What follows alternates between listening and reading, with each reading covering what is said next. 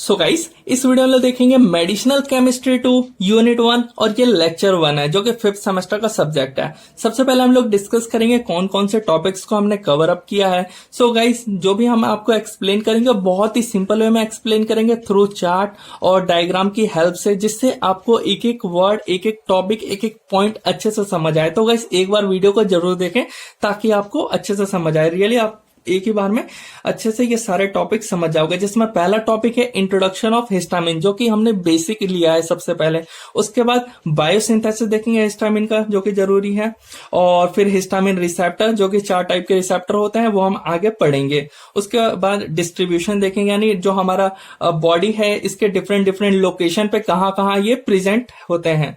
उसके बाद सिम्टम्स के बारे में देखेंगे। उसके बाद इंट्रोडक्शन ऑफ एंटीहिस्टामिनिक एजेंट, यानी एंटीहिस्टामिन ड्रग्स के बारे में इंट्रोडक्शन उसका देखेंगे। उसके बाद उसका यूजेस और साइड इफेक्ट्स देखेंगे। तो ये लेक्चर 1 के ये सारे टॉपिक्स को हम कवर अप कर रहे हैं। तो गाइस, सबसे पहले हम लोग इंट्रोडक्शन से स्टार्ट करते हैं और फिर हम देखते हैं, आगे बढ़ते हैं। तो सबसे पहले हिस्टामिन। हिस्टामिन जो है ये 2 वर्ड से मिलकर बना है, ये ध्यान रखना आपको। एक तो हिस्टोस हो गया और एक अमीन्स हो गया।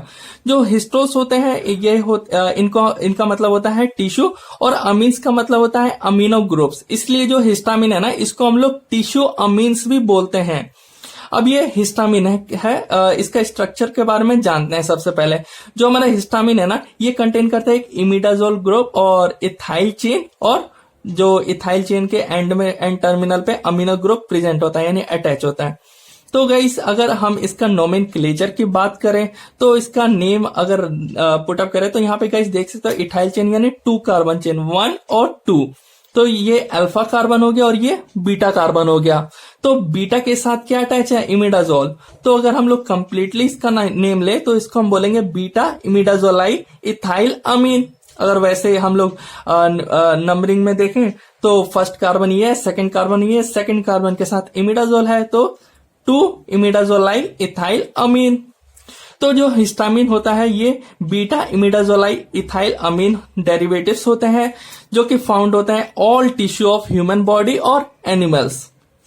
अब इसके बारे में कुछ और पॉइंट्स एंड इंट्रोडक्शन देख रहे हैं तो जानते हैं। It was first discovered by scientist Windaus and Vogt in 1907। Okay, और ये फंक्शन करता है एज एन ऑटोकॉइड्स। ऑटोकॉइड एक बहुत ही इंपॉर्टेंट टर्म है जिसको आपको याद रखना है, ये एमसीक्यू में पूछे जाते हैं। सबसे एक डिस्कवर का भी, और ये फंक्शन एज ऑटोकॉइड्स। ऑटोकॉइड समझते हैं अब क्या होता है, ये कैसे फंक्शन करते हैं। ऑटोकॉइड्स का मतलब होता है लोकल हार्मोन्स। लोकल नाम समझ आ रहा है, एक पर्टिकुलर रीजन पे अपना फंक्शन को परफॉर्म करना, नॉट पूरी बॉडी में, तो एक पर्टिकुलर रीजन। तो जो ऑटोकॉइड्स होते हैं ये सेल्फ हीलिंग सब्सटेंस होते हैं, जो कि इन्वॉल्व होते हैं इन्फ्लामेशन और रिपेयर में। और हिस्टामिन तो आपको मालूम है इन्फ्लामेशन में आता है। अब हम मूव करते हैं नेक्स्ट पॉइंट की ओर, जो कि है स्टोरेज। इसके बाद बायोसिंथेसिस स्टार्ट करेंगे। तो स्टोरेज हमें मालूम है हिस्टामिन कहाँ प्रेजेंट होते हैं? मास्ट सेल में प्रेजेंट होते हैं। तो मास्ट सेल, जैसे मास्ट सेल किनका? Skin, liver, GI mucosa, placenta, यहाँ पे ये प्रेजेंट होते हैं ग्रेन्यूल्स के अंदर, मास्ट सेल के।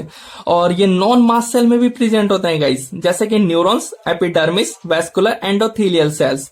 जनरली जो यहाँ पे हम मास्ट सेल के अंदर जो ये प्रेजेंट हो रहे हैं ना, तो यहाँ पे गाइस क्या होता है, इनका स्लो मेटाबॉलिज्म होता है और यहाँ पे फास्ट मेटाबॉलिज्म होता है सिंथेसिस का। अब यहाँ पे हम बात कर रहे हैं बायोसिंथेसिस ऑफ हिस्टामिन के बारे में, जो कि इंपॉर्टेंट टॉपिक्स है और इसको आपको समझना है अच्छे से। तो ध्यान से गाइस सुनना। सबसे पहले यहाँ पे इसके बायोसिंथेसिस के लिए जरूरी पड़ती है हमें हिस्टिडीन। जो ये हिस्टिडीन है ना, ये बाय हेल्प ऑफ प्रोसेस, कौन सा प्रोसेस? डीकार्बोक्सिलेशन। डीकार्बोक्सिलेशन प्रोसेस के जरिए ये कन्वर्ट होता है हिस्टामिन में बाय हेल्प ऑफ एंजाइम। कौन सा एंजाइम जरूरत पड़ता है? एचडीसी। एचडीसी क्या है? Histidine decarboxylase enzyme. तो यहाँ पे गाइस सिंपली लिखा हुआ है इसका definition, it is biosynthesised from basic amino acid. जो हिस्टिडीन है ये अमीनो एसिड है, by decarboxylation process in presence of histidine decarboxylase enzyme, HDC. तो ये कन्वर्ट होता है हिस्टामिन में। अब यहाँ पे मूव करते हैं हम लोग, और यहाँ पे जनरली यहाँ पे गाइस देख सकते हो कि जो हिस्टिडीन है इसके लास्ट में जो कार्बोक्सिलिक एसिड है, तो वहां से जो CO2 है वो यहाँ पे रिलीज यानी हो जाते हैं, जिसकी वजह से ये हिस्टामिन में कन्वर्ट होता है। अब हिस्टामिन रिसेप्टर के बारे में आते हैं, जो कि 4 टाइप्स के होते हैं। जिसमें H1 आता है, H2 आता है, H3 आता है और H4 आता है। तो ये 4 हिस्टामिनिक रिसेप्टर हो गए, हिस्टामिन रिसेप्टर। अब ये जो रिसेप्टर्स होते हैं इनका लोकेशन पे आते हैं, जिसमें जो H1 रिसेप्टर्स कहाँ प्रेजेंट होता है, ब्रेन में, जीआईटी और लिम्फोसाइट्स में। H2 की बात करें तो heart, uterus, vascular smooth cells. H3 की बात करें तो सीएनएस में, और H4 की बात करें तो thymus, small intestine, spleen, colon, bone marrow, basophils. तो गाइस ये हो गया आपका लर्निंग वाला, ये आपको याद रखना है कैसे भी करके। अब मूव करते हैं, यहाँ पे गाइस देख सकते हो जो अभी मैंने आपको ऊपर बताया वही आपको डायग्रामेट्रिकली शो किया है, ताकि आपको इमेज फॉर्म से ज्यादा बेहतर याद होता है एज कम्पेयर टू लिखे हुए वर्ड्स को। तो यहाँ पे हिस्टामिन टोटल 4 रिसेप्टर अभी मैंने बताया। हिस्टामिन 1 रिसेप्टर जो कि हमारा देख सकते हो गाइस ब्रेन का रफली डायग्राम है, और हार्ट।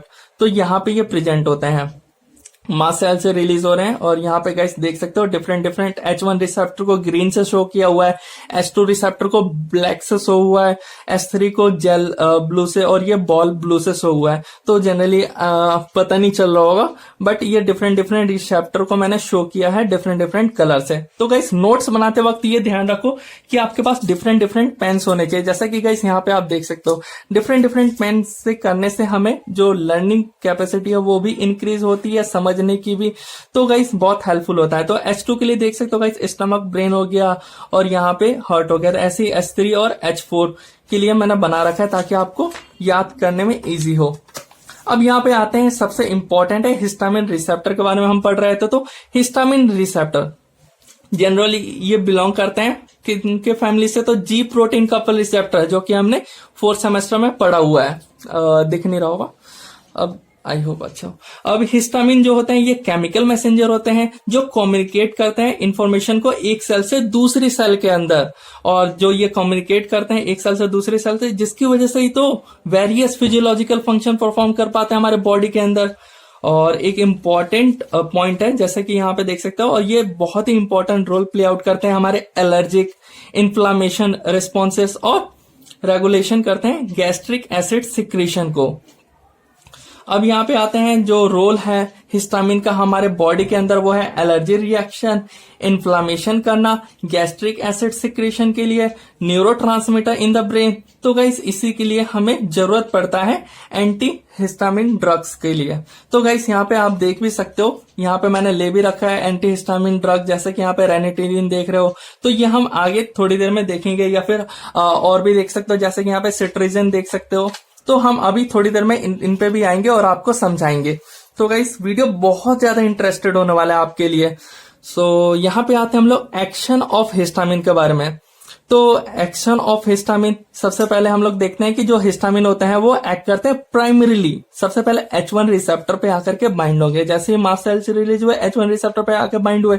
अब ये H1 रिसेप्टर हमने थोड़ी देर पहले ही देखा था, कहाँ प्रेजेंट होता है, स्मूथ मसल, म्यूकोसा, स्किन। तो डिफरेंट एरिया के इस में प्रेजेंट होता है। तो सबसे पहले ये जो हम बात करें H1 रिसेप्टर, वो हम बात करें स्मूथ मसल के बारे में। तो स्मूथ मसल किसका, स्मूथ मसल गैस्ट्रो इंस्टेटाइनल हो गया, या कार्डियक का हो गया, या रेस्पिरेटरी के लिए। तो वो मैंने इमेजेस नहीं बना रखे, ये सिर्फ मैंने जीआईटी के लिए बना रखा है, गैस्ट्रो इंस्टेटाइनल के लिए बना रखा था। यहाँ पे और भी ट्राई कर रहा था, बट पॉसिबल नहीं हो पाए एक पेज के अंदर। तो गाइस स्मूथ मसल की बात कर रहा हूँ, किसके, तो गैस्ट्रो इंस्टेटाइनल की बात कर रहा हूँ। तो यहाँ पे जो ये क्या एक्शन प्रोवाइड करवाता है, तो एबनॉर्मल क्रैम्प्स, वॉमिटिंग, डायरिया। वहीं पे अगर स्मूथ मसल की बात करो कार्डियक की, तो वहां पे ये क्या करता है, हार्ट रेट में चेंजेस करता है, डिक्रीज कर देता है ब्लड प्रेशर को। वहीं पे अगर स्मूथ मसल की बात कर रहा हूँ, रेस्पिरेटरी की बात कर रहा हूँ यहाँ पे, तो रेस्पिरेटरी में ये ब्रोंको कंस्ट्रिक्शन करता है। तो ब्रोंको कंस्ट्रिक्शन नाम से ही पता चल रहा है, जो वेसल्स होती है, ब्लड वेसल्स को ये कंस्ट्रिक्ट कर देता है, पतला कर देता है, जिसकी वजह से जो ब्लड फ्लो है वो स्पीड हो जाता है। और वीज मतलब डिफिकल्टी होना हमें सांस लेने में, ब्रीथ करने में। अब यहाँ पे गाइस देख सकते हो, ये हो गया स्मूथ मसल के बारे में सिर्फ बताया मैंने। अब यहाँ पे स्किन के बारे में अगर हम बात करें, तो यहाँ पे ये क्या कर रहा है, वैसोडाइलेशन कर रहा है। वैसोडाइलेशन समझ आ रहा है ना, ब्लड वेसल्स को डायलेट करने का काम कर रहा है। और यहाँ पे ब्रोंको कंस्ट्रिक्शन था ना, ब्रोंक्यूल्स मसल की बात हो रही थी गाइस, और यहाँ पे वैसोडाइलेशन यानी जो हमारे ब्लड वेसल्स होती है इनको डायलेट यानी बढ़ाने का काम करता है, जिसकी वजह से और क्या काम है तो इंक्रीज करना वेस्कुलर परमिएबिलिटी। अब इनकी वजह से क्या होता है ना, एराइथेमा और इडेमा कॉज हो जाता है, यानी इडेमा जनरली आपने पढ़ा ही होगा सेकंड सेमेस्टर में, जो कि सूजन। अब यहाँ पे म्यूकोसा और भी इसका फंक्शन है स्किन में, तो ये स्टिमुलेट करता है सेंसरी नर्व एंडिंग का, जिसकी वजह से इचिंग होती है, खुजली। और म्यूकोसा के बारे में बात करें, जो H1 रिसेप्टर प्रेजेंट होते हैं, तो यहाँ पे ये क्या काम करता था, इंक्रीज कर देता है वैस्कुलर परमिएबिलिटी को, जिसकी वजह से इडेमा और ऑब्स्ट्रक्शन कॉज होता है। वहीं पे अगर हम लोग देखें म्यूकोसा में, तो ये स्टिमुलेट करता है सेंसरी नर्व एंडिंग को भी, जिसकी वजह से इचिंग और स्नीजिंग होता है, छींक आना। अब यहाँ पे गाइस इंपॉर्टेंट हमें ये समझना है कि जो हिस्टामिन होते हैं ये 2 रिसेप्टर्स, ओके, हिस्टामिन जो है ये जनरली 2 रिसेप्टर्स हमें समझना है, H1 रिसेप्टर के बारे में और H2 रिसेप्टर के बारे में, जो कि हमारे सिलेबस में, और इसको अच्छे से हमें आना चाहिए। तो सबसे पहले हिस्टामिन के यहाँ पे मैंने एक राउंड शेप स्ट्रक्चर बना रखा है। जनरली इसका स्ट्रक्चर कुछ ऐसा होता है, जैसा कि अभी थोड़ी देर पहले मैंने आपको बताया था। तो जनरली क्या है कि जब ये अपना बाइंड करेगा H1 रिसेप्टर से, तो H1 रिसेप्टर से बाइंड किया, अब बाइंड करने के बाद ये क्या करेगा, when histamine binds with H1 receptor, then broncho constriction, जो ब्रोंक्यूल मसल्स हैं इनको कंस्ट्रिक्ट करने का काम, बाउल पेरिस्टालिसिस को इंक्रीज करने का काम, वैसोडाइलेशन करने का काम, परमेबिलिटी उसका इंक्रीज कर दे, जिसकी वजह से हमें जरूरत पड़ती है H1 रिसेप्टर एंटागोनिस्ट की, जो कि नाम है फैक्सोफेनाडिन, मैपिप्रामीन और क्लोरफेनिरामीन। अब यहाँ पे वहीं पे अगर हम बात करें H2 रिसेप्टर का, तो जैसे कि यहाँ पे देख सकते होगा, जैसे ये बाइंड करेगा H2 रिसेप्टर से, जो हमारा हिस्टामिन है, तो हमें थोड़ी देर पहले मालूम था ये कहाँ कहाँ प्रेजेंट होते हैं। जैसे कि H1 प्रेजेंट होता था लंग्स, इंस्टेटाइन, डिफरेंट, वैसे ही H2 रिसेप्टर जो बाइंड होता था वो हमारे यहाँ पे पैराइटल सेल, जो कि हमारे स्टमक वाले रीजन पे। तो यहाँ पे जो पैराइटल सेल की हेल्प से यहाँ पे क्या कर रहा है, ये H2 रिसेप्टर पे जब हिस्टामिन बाइंड होता है तो HCl को इंक्रीज कर देता है, एसिडिटी होने लगती है हमें। अब एसिडिटी होती है तो हम लोग क्या लेते हैं, हम लोग इसका एंटागोनिस्ट लेते हैं, रानिटिडीन, सिमेटिडीन। तो जैसे कि गाइस यहाँ पे देख सकते हो, ये ऐसे लोग हैं जिसको आपको मालूम होगा, नॉर्मली आपने यूज किया होगा, तो रानिटिडीन टैबलेट है। अब रानिटिडीन जैसे कि देख सकते हो गाइस, सिमेटिडीन, फॉर्मेटिडीन, ये सब यूज होता है डिफरेंट एरिया पे, कि यहाँ पे गैस्ट्रिक के लिए चाहिए, तो यहाँ पे हमने रेनिटिडिन का यूज किया है, ये टैबलेट। यहाँ पे हम लोग बात करें H1 रिसेप्टर में, तो यहाँ पे अगर जो भी हमें रिलेटेड हो रहा है, जैसे छींकना हो गया, तो इससे रिलेटेड हम लोग मेडिसिन से लेते हैं। जैसे कि यहाँ पे एक मेडिसिन है जिसका नाम है सिट्रिजन। तो गाइस देख सकते हो डिफरेंट मेडिसिन का हम लोग यूज करते हैं, और ये मेडिसिन का नेम जो है वो आपको आना चाहिए, बहुत हेल्पफुल है होगा अगर आपको आएगा तो। अब यहाँ पे सिम्टम्स के बारे में बात कर लेते हैं, थोड़ा मूव करते हैं नेक्स्ट टॉपिक। और सिम्टम्स में जो कि है, हमें हीचिंग होता है, इचिंग और अपसेट हो जाता है स्टमक या हेडेक, ये सब फील होता है। अब जनरली जो हमारी बॉडी होती है वो क्या रिस्पॉन्स करती है, हिस्टामिन जब रिलीज होता है हमारे बॉडी के अंदर, तब ब्लड क्लॉट्स हो गया, ये गैस्ट्रिक एसिड सिक्रीशन, और ब्लड वेसल्स टू डायलेट हो जाते हैं ब्लड वेसल, ब्रोंको कंस्ट्रिक्ट हो जाना ब्रोंकियोल्स मसल। अब यहाँ पे इंक्रीज परमेबिलिटी कर देता है कैपिलरीज का बढ़ाने का, और एड्रेनलिन इज रिलीज, और स्वेलिंग एंड इन्फ्लामेशन होना, सूजन आना, और यहाँ पे फ्रीक्वेंट हार्ट बीट। तो गाइस ये सब हमारी बॉडी करती है जनरली। आई होप आपको डायग्राम से समझ आ रहा होगा, एक पॉइंट लिखा हुआ है, ये सब नोट्स मैं आपको प्रोवाइड करवा दूंगा थ्रू वेबसाइट, थ्रू टेलीग्राम, कहीं भी। तो मूव करते हैं गाइस इंपॉर्टेंट, जो कि हमारा एंटी हिस्टामिन है। अब एंटी हिस्टामिन जो ड्रग्स होते हैं ये ब्लॉक करते हैं हिस्टामिन रिलीज को, ओके।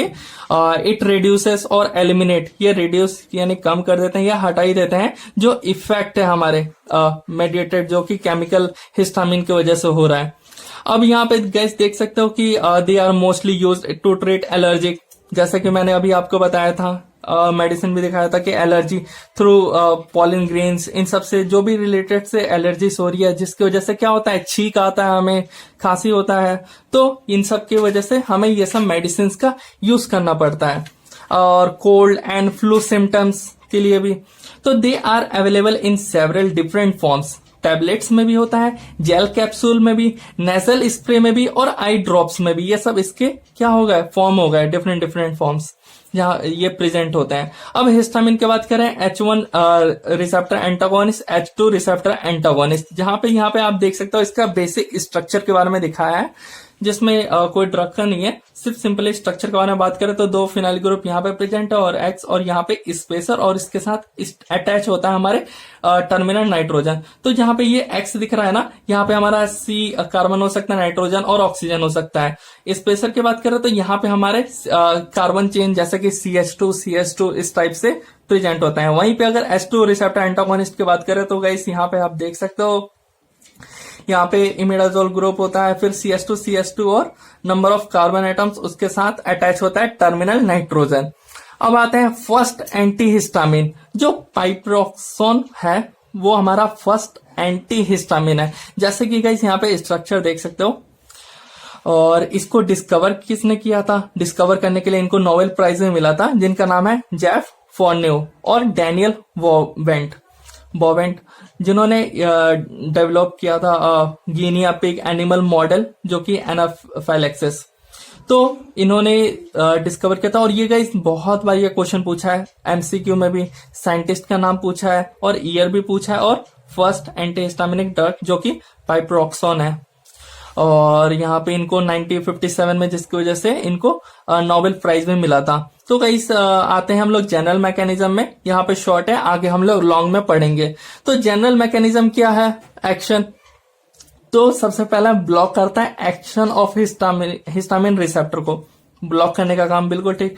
उसके बाद ये कंपीट करता है हिस्टामिन विद बाइंडिंग, और डिस्प्लेसेस भी करता है, मतलब अगर अटैच हो गया जो हिस्टामिन है रिसेप्टर के साथ तो उसको हटा के यानी डिस्प्लेस कर देना।